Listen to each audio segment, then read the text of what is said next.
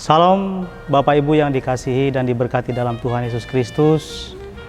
Selamat merayakan Natal hari ini 25 Desember tahun 2024. Hari ini firman Tuhan akan diberitakan untuk kita sekalian dari Injil Lukas pasal yang pertama, ayat yang pertama hingga ayat yang ketujuh. Yang demikian saya baca bunyi firman Tuhan. Kelahiran Yesus. Pada waktu itu Kaisar Agustus mengeluarkan suatu perintah menyuruh mendaftarkan semua orang di seluruh dunia. Inilah pendaftaran yang pertama kali diadakan sewaktu Kirenius menjadi gubernur di Syria. Lalu semua orang pergi mendaftarkan diri, masing-masing ke kotanya sendiri. Yusuf pun pergi dari kota Nazaret di Galilea ke Yudea, ke kota Daud yang bernama Bethlehem, karena ia berasal dari keluarga dan keturunan Daud, untuk mendaftarkan diri bersama Maria tunangannya yang sedang mengandung. Ketika mereka di situ, tibalah waktunya bagi mereka untuk bersalin, dan ia melahirkan seorang anak laki-laki, anak yang sulung. Ia membedungnya lalu membaringkannya di dalam palungan, karena tidak ada tempat bagi mereka di penginapan. Amin. Bapak Ibu sidang masa raya Natal yang dikasihi dan diberkati dalam Tuhan Yesus Kristus. Natal adalah satu karya besar Allah yang agung bagi setiap orang yang mempercayai dan merayakan dan mensyukuri sukacita Natal itu sendiri. Karena Natal ingin memperlihatkan, mengungkapkan kasih Allah yang besar untuk umat manusia yang berdosa. Karena melewati Natal, melewati kelahiran Kristus yang kita rayakan bersama-sama hari ini, 25 Desember 2024, menjadi bagian yang penting, menjadi bagian yang sentral bagi kita semua. Jika kita menilik, jika kita melihat keberadaan kita yang berdosa, kelahiran Kristus menjadi tonggak pengampunan, penebusan bagi kita. Dan itu juga yang dicatat dalam kitab Kejadian 3 ayat 15, bahwa akan lahir dari perempuan seorang yang menjadi juru selamat, seorang yang menjadi penebus bagi kehidupan kita sebagai umat manusia. Dan dalam Mika pasal 5 ayat 1 pun dinubuatkan, tetapi engkau, hai Bethlehem Efrata, hai yang terkecil di antara kaum-kaum Yehuda, dari antaramu akan bangkit bagiku seorang yang memerintah Israel, yang asalnya sudah sejak dahulu, sejak zaman dahulu. Sidang Jemaat, sidang masa raya Natal yang dikasihi dalam Yesus Kristus. Berita pengampunan, berita nubuat-nubuat yang sudah disampaikan ini ingin membuktikan kepada kita bahwa inilah penggenapan janji Allah. Inilah wujud janji Allah yang dinyatakan di tengah-tengah kehidupan kita. Di mana diceritakan Maria dan Yusuf kembali ke Bethlehem karena keduanya berasal dari keturunan Daud. Hal ini merupakan cara Allah, rancangan Allah, keinginan Allah untuk mewujudkan penggenapan janjinya. Untuk mewujudkan bahwa Kristus lahir di kota Bethlehem. Pertanyaan penting Bapak bagi kita sidang masa raya Natal, sidang jemaat sekalian. Siapakah kita sehingga karena kita ia harus dilahirkan di sebuah kandang yang hina? Ini pertanyaan yang menarik. Ini pertanyaan yang penting, ingin memperlihatkan bahwa kita adalah manusia yang berdosa. Kita adalah bukan orang yang apa-apa. Tetapi siapakah kita sehingga Kristus berkenan lahir di kandang yang hina, menjadi penebus, menjadi kabar sukacita, kabar gembira bagi dunia. Yang pertama ingin kita katakan adalah manusia adalah makhluk ciptaannya, ciptaan yang istimewa, imago Dei, gambar dan rupa Allah. Ia tidak menghendaki manusia binasa karena ia menciptakan manusia untuk hidup, untuk berkarya, untuk melakukan kebaikan, untuk melakukan cinta kasih, damai dan sejahtera. Yang kedua, kehidupan manusia sangat berharga dalam pandangan Allah. Meskipun kita orang yang hina, orang yang berdosa, Yesus lahir dan selalu hadir dalam seluruh hidup kita. Sekalipun kita lemah, sekalipun kita berdosa, kasih anugerah berkat Allah yang luar biasa itu memperbaharui, mengampuni kita. Sidang masa raya Natal yang dikasihi dan diberkati dalam Tuhan Yesus Kristus, pertanyaan yang berikutnya yang penting juga kita renungkan melewati sukacita Natal tahun 2024 ini adalah mengapa tidak ada tempat bagi Yesus?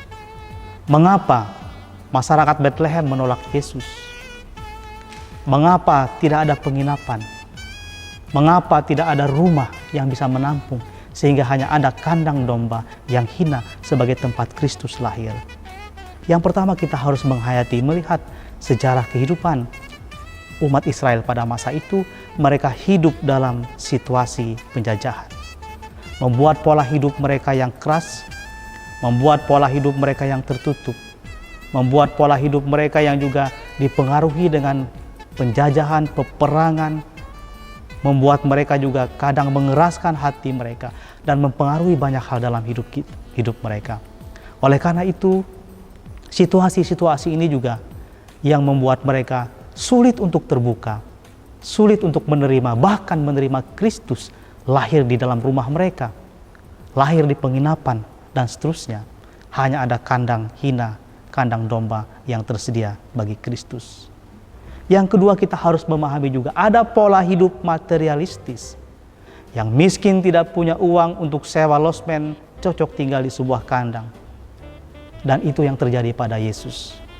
Dikatakan dalam firman Tuhan, tidak ada tempat. Rumah penginapan sudah penuh. Bahkan mungkin sudah disewa oleh orang-orang yang mempunyai kemampuan lebih.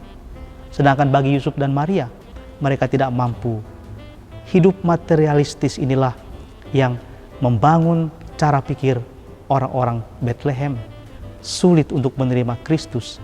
Tidak ada tempat bagi Kristus. Bahkan hanya kandang yang hina. Yang ketiga, sidang masa raya Natal. Situasi-situasi itu juga ingin menunjukkan kepada kita bahwa kasih yang sesungguhnya itu begitu kurang. Kita dapat membayangkan seorang perempuan Maria yang sedang hamil tua menempuh perjalanan kurang lebih 160 km dan sudah waktunya pula untuk melahirkan, dan yang terjadi tidak ada tempat kecuali sebuah kandang. Pola hidup materialistis, kurangnya kasih, kurangnya kepedulian kepada orang lain membuat tempat bagi Yesus tidak ada bagi mereka.